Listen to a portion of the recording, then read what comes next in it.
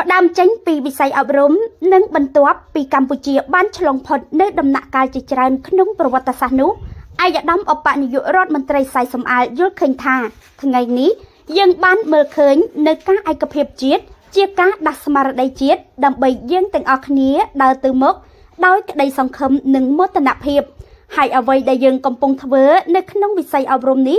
គឺជារឿងត្រឹមត្រូវបំផុតជាកិច្ចការអាទិភាពមួយនឹងចង់មើលឃើញខេត្តព្រះសីហនុខេត្តកំពតនិងខេត្តកែបផលិតបាននៅធនធានមនុស្សថ្មីប្រកបដោយភាពនវានុវត្តន៍ក្តីសង្ឃឹមនិងទំនុកចិត្តលើខ្លួនឯងពិធីប្រគល់ទទួលអំណោយសម្ភារៈកីឡាឆ្នាំ2026របស់មូលនិធិចិនដើម្បីអភិវឌ្ឍជនបទ